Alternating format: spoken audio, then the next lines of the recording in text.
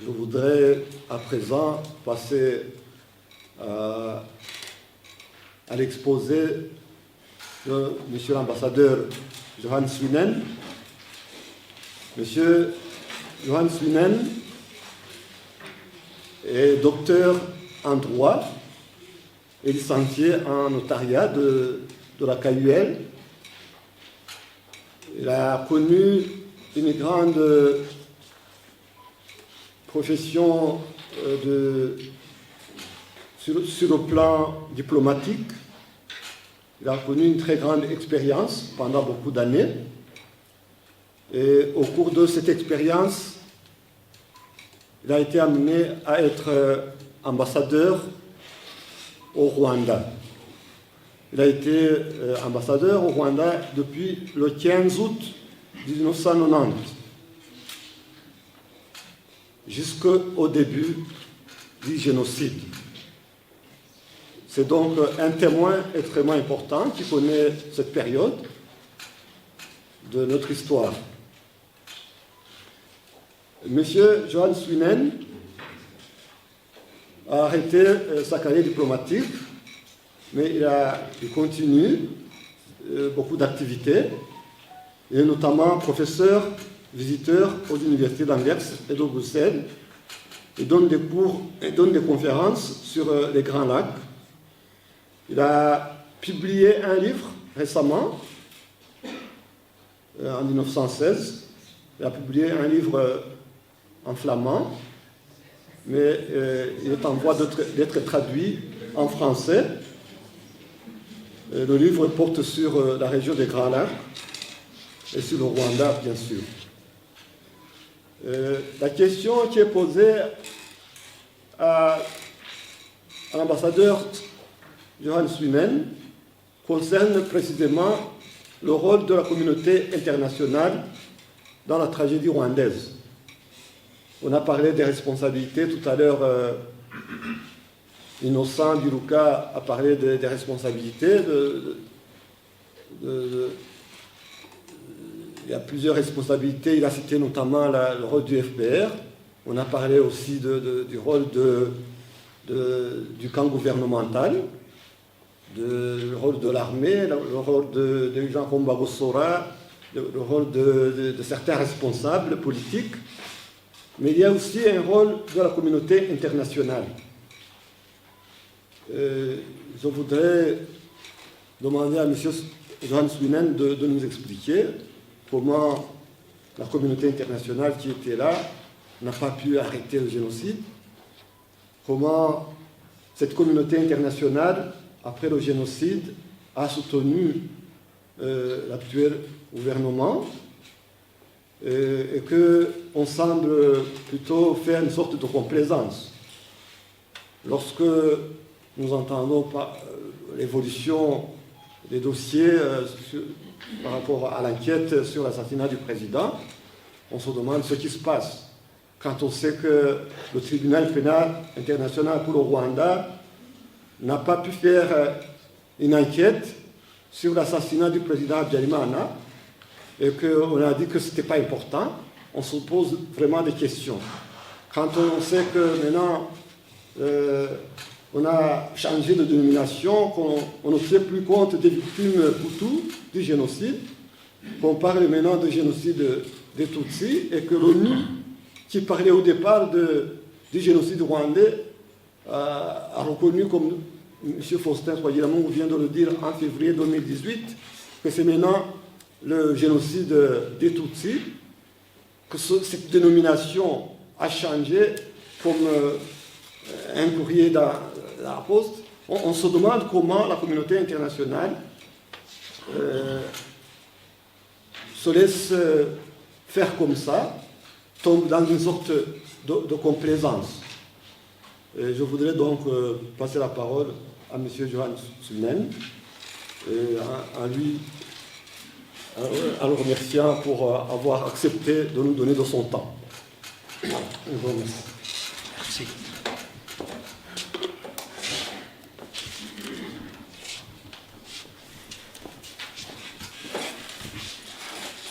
Merci, Monsieur le Président. Mesdames et Messieurs, Madame Sendashonga, je suis très honoré, très reconnaissant d'avoir l'occasion d'échanger à nouveau avec mes amis rwandais, Hutu et Tutsi, les Rwandais du Nord, du Sud, du Centre. C'est un pays que j'ai quitté il y a bientôt 25 ans, mais j'ai laissé un pays dont j'ai ramené beaucoup de souvenirs, bien sûr, mais également beaucoup d'amitié et beaucoup de respect, beaucoup d'admiration. Et le livre dont vous parlez, Président, je l'ai dédié également à tous les Rwandais qui se sont investis avec beaucoup de courage, avec beaucoup de dignité, et qui continuent à m'inspirer pour le reste de ma vie et de mes initiatives, de mes entreprises. Mais j'ai quand même tenu à livrer un combat. Vous parlez de la communauté internationale. Oui, je fais partie de la communauté internationale, mais je trouve que votre question est extrêmement difficile. D'abord, je ne suis plus diplomate, je suis retraité, je parle à mon nom propre, personnel. C'est évident. Mais dans mon livre, je parle bien sûr des réactions, des commentaires, des tentatives, des essais, des démarches de la communauté internationale, de l'Union européenne, ça s'appelait encore la communauté ou les communautés européennes à l'époque, et les like-minded, les pays africains, européens, non européens, qui occidentaux et même non occidentaux qui se préoccupaient de l'évolution des développements en cours. Mais je voudrais quand même, parce que j'aurais une question difficile à répondre, c'est mon premier point que je voulais faire, mais je vais y essayer. Mais je vais quand même vous expliquer aussi pourquoi je considère mon livre Rwanda, c'est pas sur les Grands Lacs, c'est Rwanda, mein Verhaal. Rwanda, mon histoire, mon récit, mon témoignage. C'est pas un livre scientifique, c'est pas un livre historique, c'est un témoignage personnel parce que j'étais, pour ainsi dire, souvent au premier rang, j'avais des choses à raconter. Parce que je trouve, et je vais être très clair, ma grande frustration, et de là mon combat, l'histoire du Rwanda, 90-94, est mal contée. Il manque la nuance. C'est une histoire ou un récit très polarisé. C'est un récit des bons et des méchants. C'est un récit qui se termine sur beaucoup de questions. Et la question qui me hante, la question principale, et c'est la question qui vous occupe, qui nous occupe tous, pourquoi tant de Rwandais, pourquoi tant de Rwandais sont tombés dans le piège de la radicalisation et de l'extrémisme, jusqu'à tuer tant de personnes. À qui devait profiter, qui a voulu ça? À qui devait profiter cet agenda? Et la deuxième question, parfaitement liée à la première, c'est ma question personnelle. Dans quelle pièce avons-nous joué? C'est la question que je me pose à la fin de mon livre. Ayant raconté beaucoup d'entretiens, beaucoup de démarches, beaucoup de développement, beaucoup de misère, mais aussi beaucoup d'espoir,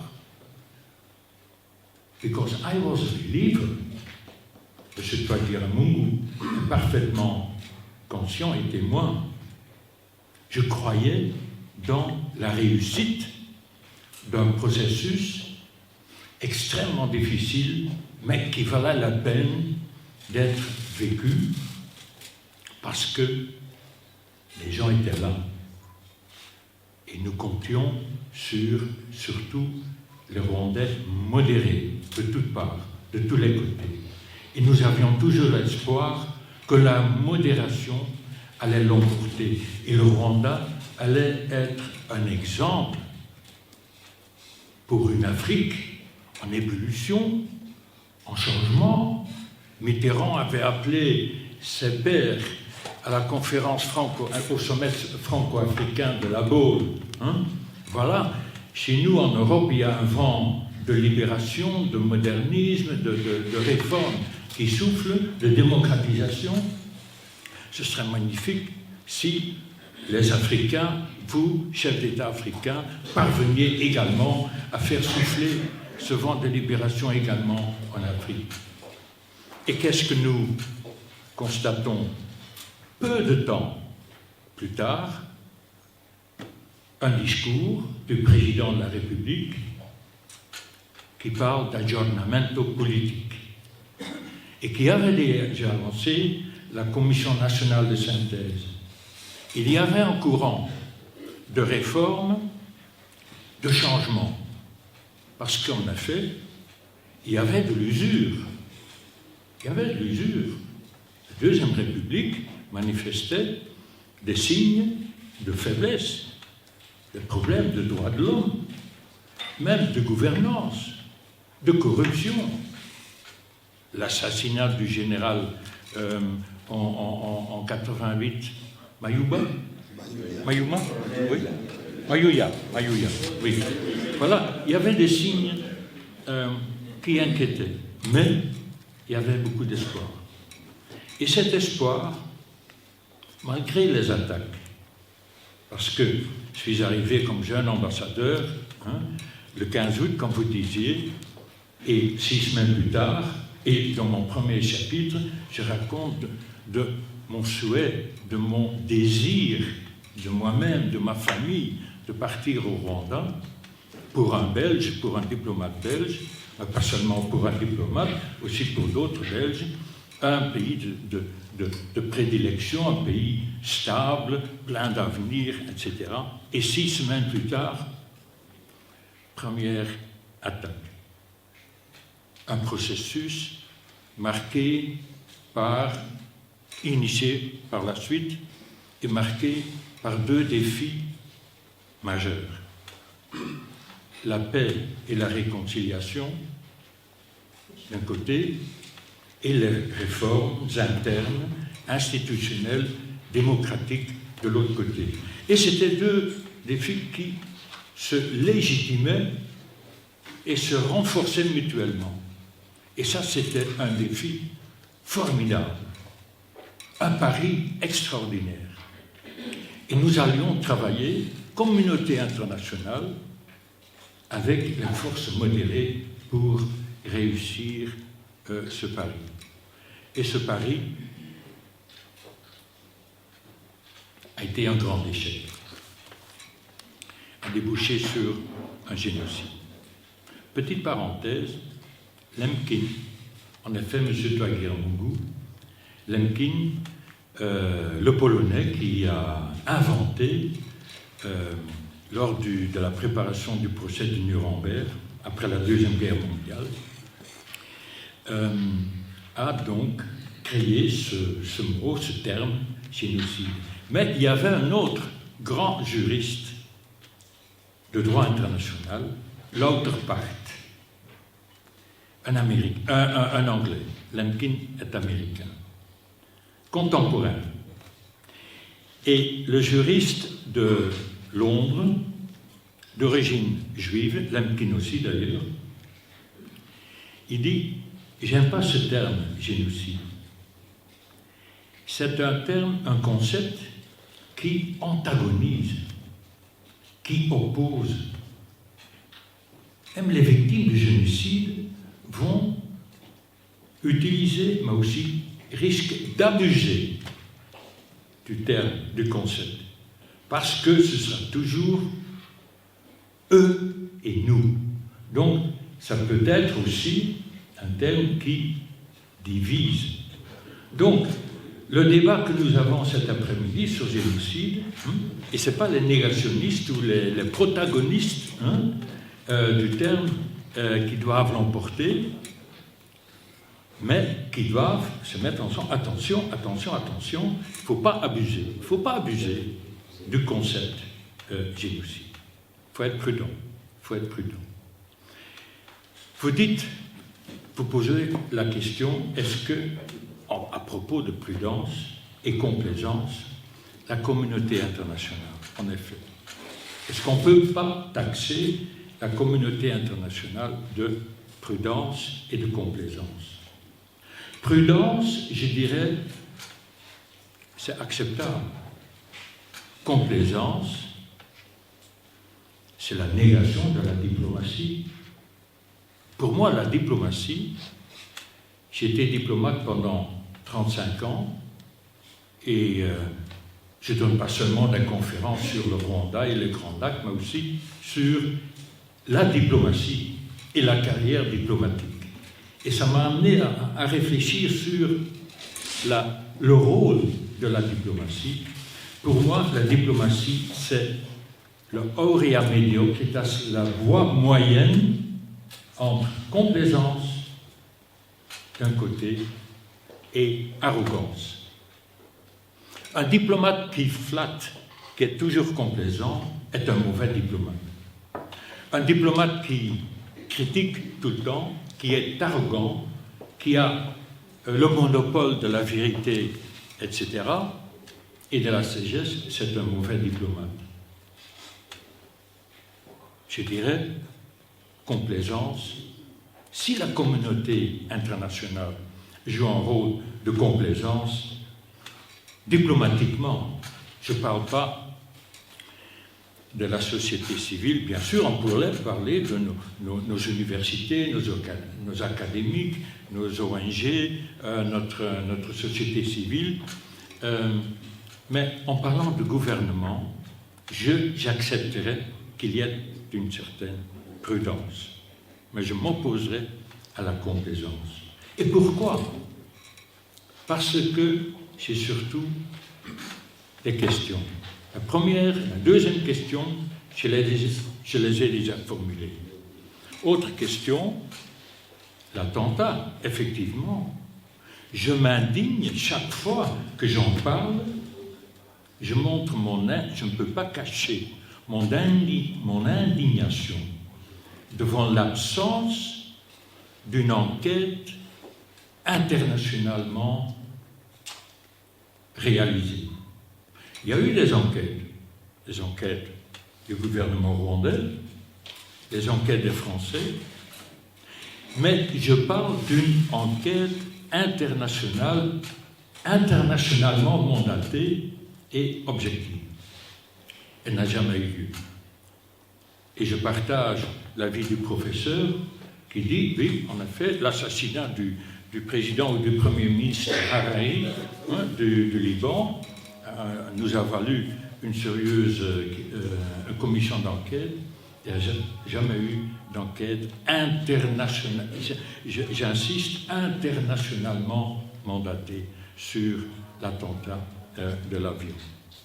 D'autres questions. La durée.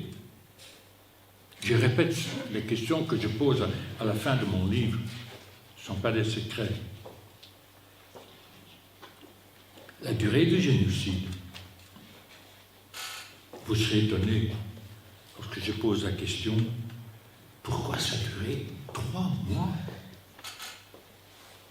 Vous répondriez 3 mois, c'est pas très long, ce n'est que 3 mois. Le Shoah a duré beaucoup plus longtemps.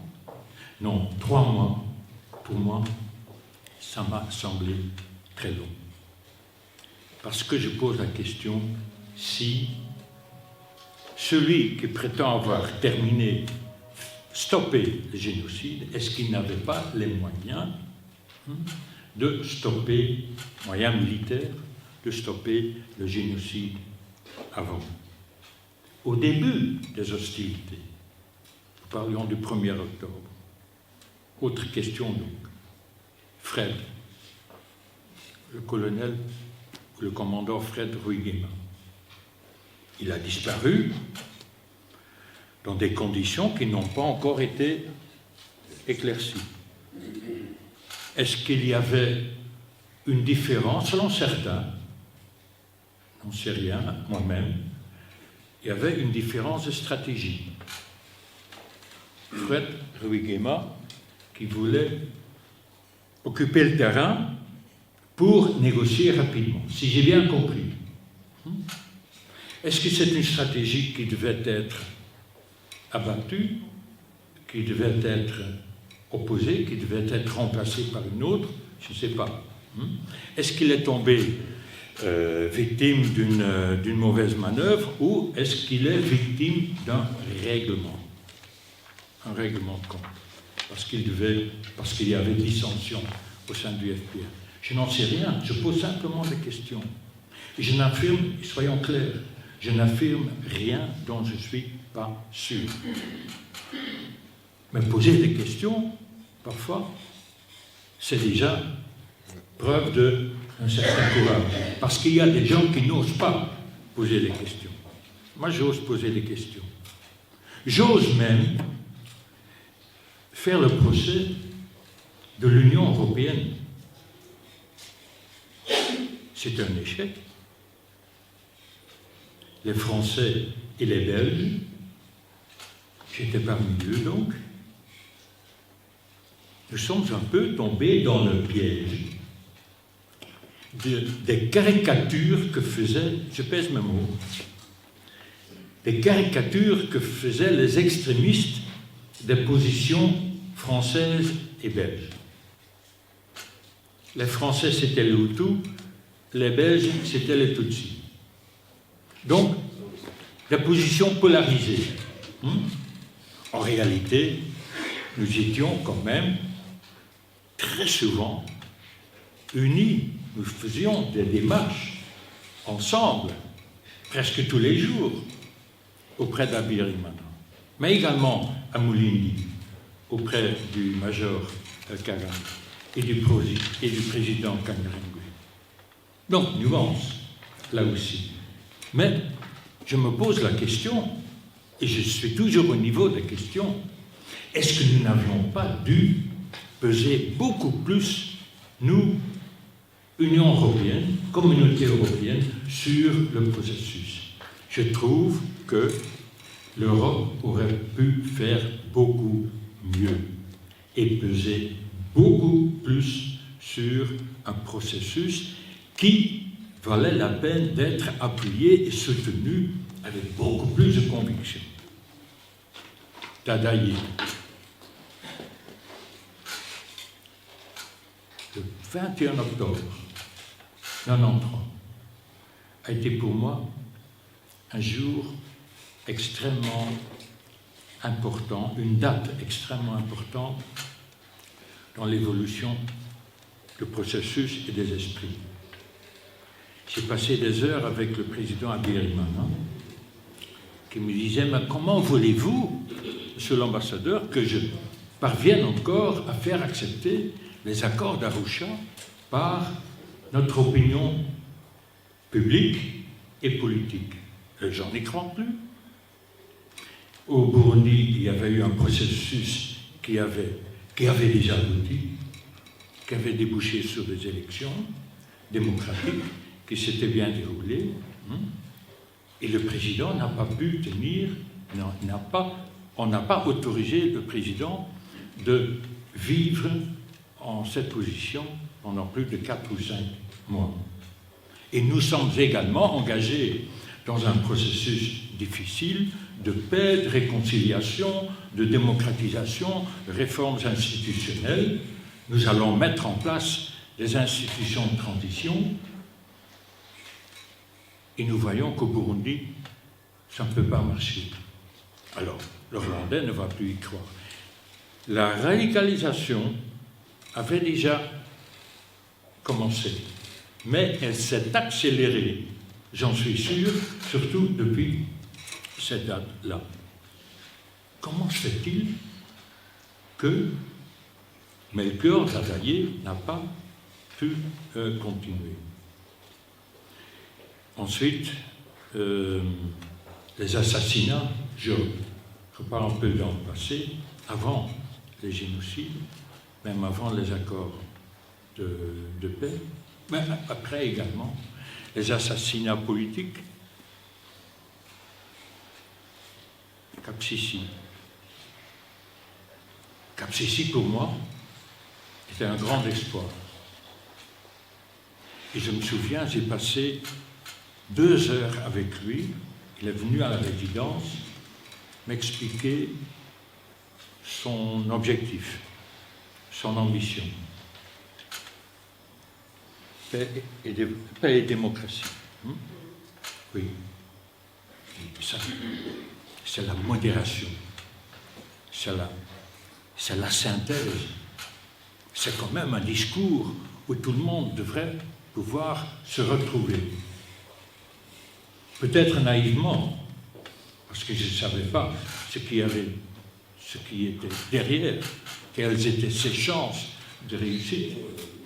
Maître Stanislas était avec lui. Pour moi, c'est une grande déception.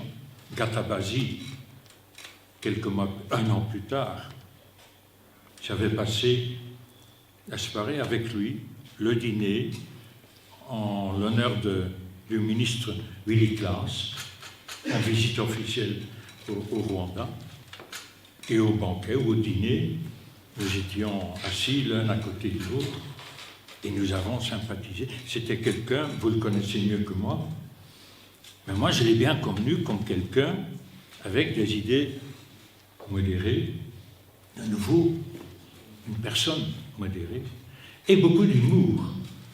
Et j'aimais beaucoup, j'ai un très bon souvenir de cette soirée, plein d'humour, on a raconté beaucoup de blagues. Le lendemain, il a été tué. Mais ce sont des assassinats qui n'ont jamais été. Là aussi, je dirais, lorsqu'on parle de la prudence de la communauté internationale, je dirais d'abord, soyons prudents. Ne nous bornons pas à faire, parce qu'il y en a qui sont tentés de faire le procès uniquement de la communauté internationale. Je m'y oppose. C'est trop court. C'est tronqué. Il faut faire le procès de la communauté internationale, mais pas de la communauté internationale toute seule. J'ai eu un esclandre de notre Premier ministre, ancien Premier ministre, Guy Verhofstadt, lorsque j'ai dit dans une interview avec De Morgan, quelque temps après ma retraite, donc je parlais librement, comme aujourd'hui également, que présenter des excuses, d'un côté c'est évident, pourquoi pas, c'est très chrétien, c'est très humain, c'est parfaitement défendable, pourquoi pas, c'est le bon sens même, c'est une question de modestie, d'humilité, et peut-être même de sagesse. Mais, j'avais dit aux journalistes, je ne trouve pas approprié. Dans le cas présent, ce n'est pas approprié. Parce que, lorsqu'on présente des excuses, il faut tout dire. Présenter des excuses au nom de la Belgique, il faut tout dire. Il faut d'abord savoir si on parle au nom de tous les Belges ou et qu'on prononce qu'on explique une position bien réfléchie. 2, il faut tout dire. Il y en a parmi vous qui ont eu beaucoup de critiques sur les attitudes de l'ambassadeur de Belgique, du gouvernement belge pendant la crise. Parce que moi j'étais un Incotagne. J'ai un pamphlet qui me donne un prénom, Incotagne Swinen. Parce que nous étions beaucoup trop sévères, beaucoup trop difficiles avec le président Abiyarimana. Vous savez que le président Abiyarimana, un jour, a demandé au roi Baudouin de rappeler son ambassadeur. Parce que le président Abiyarimana trouvait que j'étais beaucoup trop dur, beaucoup trop difficile, comme représentant d'un pays. Je ne faisais pas seulement, je pense, le procès de Johan Swinen, mais aussi de notre diplomatie, qui était très engagée pour la paix, mais aussi pour les droits de l'homme. Il faut tout dire. Donc, pendant 4 ans, nous avons été extrêmement critiques, même sévères, mais toujours à la recherche aussi de positions équilibrées. Je me souviens, un jour, nous étions à Mulindi avec le futur président Kagame. Je crois que le président Kanyarengwe était là aussi. Polici, je m'en souviens, il était là aussi. Et à la fin, on se levait. Et je pensais que mon collègue français avait formulé la question que moi je voulais, sinon, à sa place, formuler. Il n'avait rien dit. Donc c'était l'ambassadeur de Belgique qui posait une question difficile ou critique au major Kagame, en disant « Nous serions peut-être plus efficaces et plus crédibles à Kigali lorsque nous nous trouvons devant le président Abiyarimana en lui demandant d'arrêter la radio de la haine, radio-télévision d'Émile Coly, télévision libre d'Émile Coly. Si nous pouvons y ajouter que nous avons fait la même démarche auprès de Amolindi, auprès du FPR. Dis, mais parce que, M. Kagame, vous avez également une radio qui ne prêche pas la réconciliation non plus, qui est peut-être plus maligne, mais qui prêche la haine. Cette radio n'est pas en accord, en conformité avec les accords d'Arusha. C'était après les accords d'Arusha. Donc, je donne qu'un exemple. Il y a eu, par exemple, oui, je donne un deuxième exemple. Le retour des réfugiés de l'Ouganda après les accords de paix avait déjà été initié avant que certaines mesures avaient été prises pour empêcher que les réfugiés prennent les terrains des personnes déplacées qui n'étaient pas encore retournées chez eux. Donc, au lieu de source de règlement, source de conflit, problème majeur supplémentaire. C'est l'ambassadeur de Belgique qui était tellement difficile quand il était à Kigali avec le président Abiyarimana, qui se permettait de poser également ce type de questions à Mulindi. Ou notre ministre de l'E-Classe, qui a eu des contacts extrêmement, ou des entretiens extrêmement sévères avec des délégations du FPR. Donc, quand même, recherche d'équilibre. Maintenant, je suis en train de parler comme un diplomate belge et de faire une ratio pro domo. Non, je ne dirais pas que nous avons parcouru un trajet sans faute, loin de là. Mais présenter des excuses, d'abord, je me demande si on se fait respecter en présentant des excuses. Ça me semble une question évidente. Avant de présenter, maintenant aussi, sur la colonisation, vous savez, vous avez été tous en Belgique ou environ, un débat intéressant en Belgique. Est-ce que la Belgique, le roi, ou quelqu'un d'autre, au nom des Belges, va présenter des excuses aux Congolais, et pas. Pourquoi seulement aux Congolais? On va peut-être aussi présenter des excuses aux Rwandais et aux Burundais pour les erreurs de la colonisation. Ce sont des débats, je trouve, avec lesquels il ne faut pas transiger à la légère. Il faut être prudent. Bon, donc je dirais, avec la Belgique, en effet, je trouve qu'il y a, pendant la période de crise, on ne doit pas rougir, on a fait de notre mieux. Nous sommes partis début avril pour, peut-être avec des justifications qui ne sont pas tout à fait convaincantes, mais on tuait des Belges aussi. Et pas seulement les 10 parents, 10 civils belges. Et je m'insurge quand j'entends, à l'occasion de l'anniversaire du génocide, parler uniquement des parents.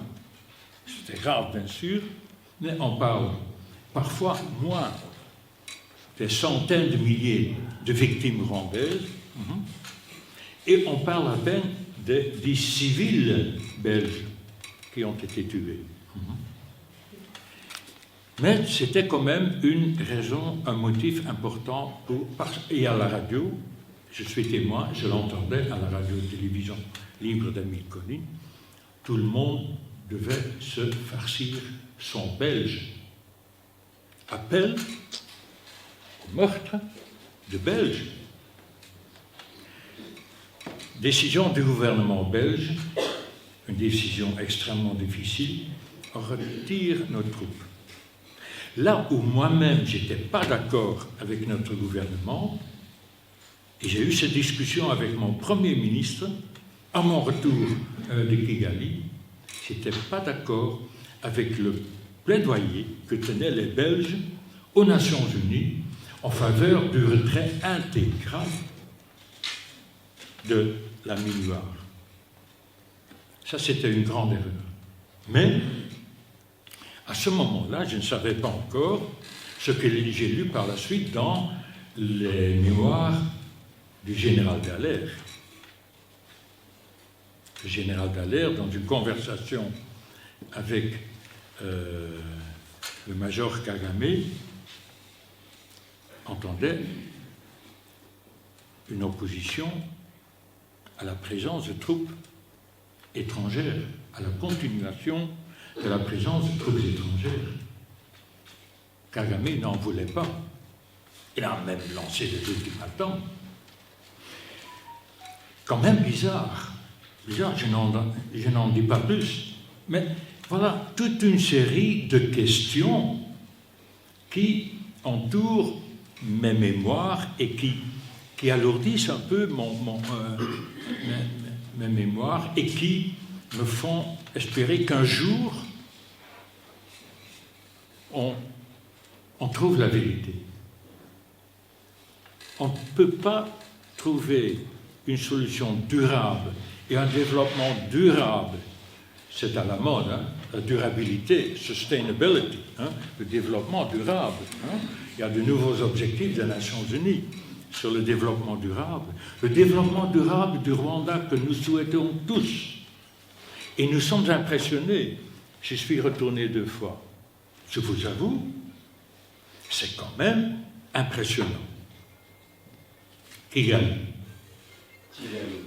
Kigali, mais l'intérieur, j'étais aussi à l'intérieur, une grande pauvreté. On ne peut pas résoudre et promouvoir le développement et rendre le Rwanda prospère dans tous les coins du pays en si peu de temps. Mais quand même, il faut être réaliste et la pauvreté, même une extrême pauvreté, se manifeste encore dans plusieurs coins du pays. Mais développement, discipline, propreté, politique écologique, quand on vient de Bukavu ou de Goma, on arrive dans un autre monde. Et je comprends le touriste et même l'homme ou la femme politique revenant du Rwanda. Il y a de l'ordre. C'est un pays qui fonctionne. Et s'il y a complaisance et prudence de la communauté internationale, cet élément joue également. Il ne faut pas le sous-estimer. De l'impression, certains me corrigeraient, c'est la façade, c'est la vitrine, mais c'est quand même des réalisations qui impressionnent. On peut pas l'ignorer. Il y a une discipline de travail, etc. Mais j'ai quand même dit à l'ambassadeur du Rwanda à Bruxelles, à l'occasion, pourquoi je ne pourrais pas avoir une occasion pour update my meeting and my conversation, ma conversation avec le président Kagame. Et je lui poserai la question, si le président Kagame m'invite, comme on dit en flamand, om een beetje bij te praten, pour actualiser un peu nos impressions. Un échange parfaitement respectueux. Et je poserai une question parfaitement respectueuse au chef de l'État. Mr. President, comment pensez-vous que votre modèle de développement sera durable? Sustainable development. Durable pour que ça dure et que le Rwanda continue à évoluer dans la bonne direction.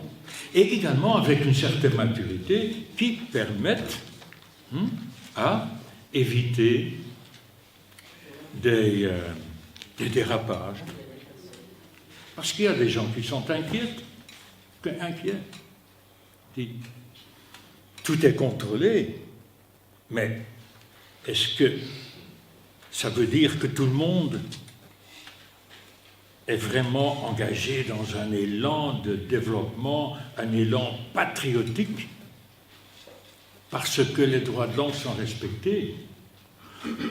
À l'époque, quand nous venions à Mulindi, surtout les Belges, nous étions applaudis par l'FPR. Voilà, vous vous occupez des droits de l'homme parce que les droits de l'homme ne sont pas respectés dans la dictature d'Abiyarimana. Alors, aujourd'hui, je dirais, mais vous ne pouvez pas nous reprocher que nous lisons des rapports des Nations Unies ou de Human Rights Watch, ou encore d'autres témoignages qui s'inquiètent de non-respect des droits de l'homme. C'est quand même des questions qu'on peut poser et que la communauté internationale a le devoir de poser. Et je terminerai, Président, parce que je n'ai pas fait le tour des Français, des Américains, des Tanzaniens, des Museveni, des Congolais. Ça nous mènerait trop loin. Mais je voudrais conclure sur un mot de démocratie.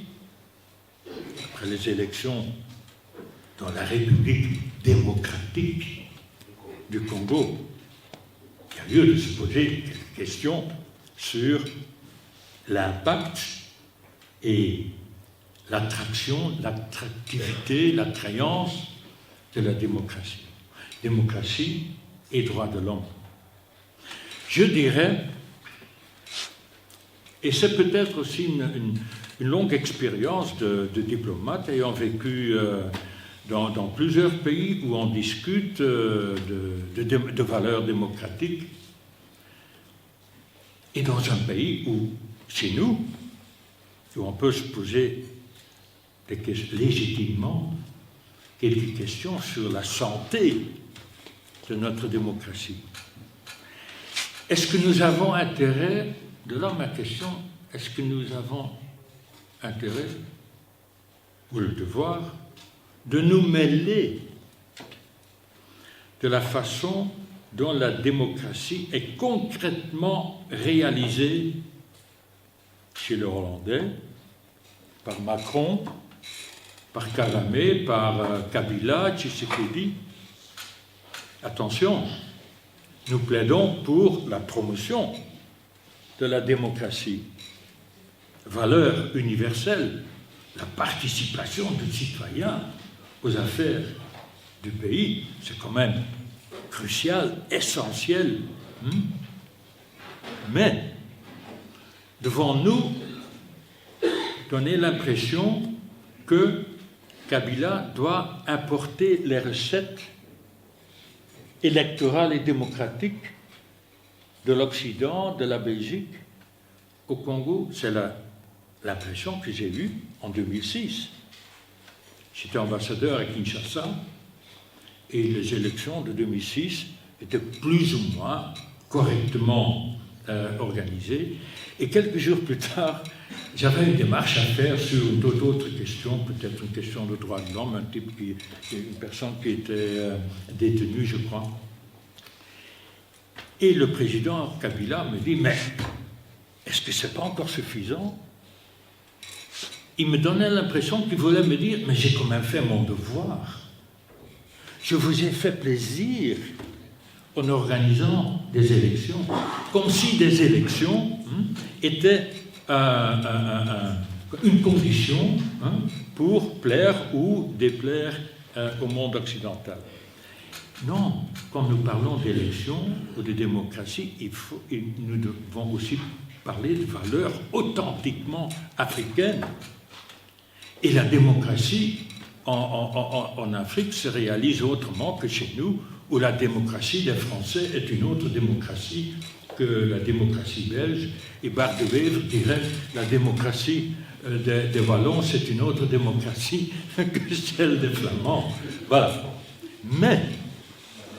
Mais, donc, concept plutôt relatif de la démocratie. Mais droits de l'homme, et là, je trouve que la communauté internationale, y compris tout le monde, y compris les Rwandais, les Congolais, etc., que nous tous soient animés de façon beaucoup plus convaincue et convaincante de la nécessité du respect des droits de l'homme. Si nous faisons une différenciation, nous versons dans le racisme. Si nous disons ces petits Français ou ces Congolais ou ces Rwandais, patientons un peu, c'est trop rapide, ou il faut un autre niveau de développement économique et social avant que nous puissions vraiment partager des valeurs comme des droits fondamentaux de l'homme. Je parle bien de droits fondamentaux humains.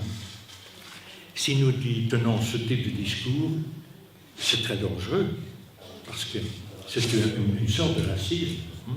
Donc, partager des valeurs et des exercices de défense pour des droits fondamentaux de l'homme et de la femme, c'est très important. Et je trouve que la communauté internationale n'est pas suffisamment engagée. Pourquoi? Les Chinois et les Russes s'en soucient beaucoup moins. Et puisque les Chinois sont de plus en plus présents en Afrique, nous avons peut-être intérêt d'être un peu moins regardants sur les droits de l'homme pour faire concurrence aux Chinois, par exemple. Et ça, c'est une attitude que je rejette, que je ne peux pas accepter. Nous devons continuer, mais vallen en opstaan, avec des hauts et des bas, trial and error. Nous devons continuer à promouvoir la dignité humaine partout où se trouvent des hommes et des femmes. Pas de différence entre Rwandais et Congolais, entre Hollandais et Belges, la valeur des droits de l'homme. Il y a des valeurs qui doivent être respectées en toutes circonstances. Droit d'expression, liberté d'expression, liberté d'association, défense de torture, par exemple, les droits de la défense. Il y a des droits tellement fondamentaux qu'on ne peut pas transiger, qu'on ne peut pas nuancer et qu'on doit s'engager à les défendre partout. Et il ne faut pas avoir peur, mais il faut avoir aussi le faire d'une façon sereine, de façon qui permet le dialogue. Et j'espère que, en ce moment, le 25e anniversaire, soit de nouveau un regain d'intérêt pour ce que nous pouvons réaliser ensemble, ce que les Belges et les Rwandais peuvent réaliser ensemble. Mais pour ça, il faut d'abord un dialogue décrispé et pas être taxé immédiatement de révisionniste et de négationniste lorsque on peut. Je ne sais pas comment on me taxe maintenant, parce que j'ai posé des questions dans mon livre, mais publiquement, et je la répète ici aujourd'hui, et je continue à les répéter, parce que je donnerai beaucoup de témoignages à l'occasion du 25e anniversaire, mais ce serait très malhonnête et parfaitement inhumain de me traiter de négationniste ou de révisionniste ou de... comment vous disiez négationniste. Oui, mais aussi qui considère comme une bagatelle. Banaliste. Oui. Parce que j'ose, par respect de tous les Rwandais, je pose des questions qui nous poursuivent.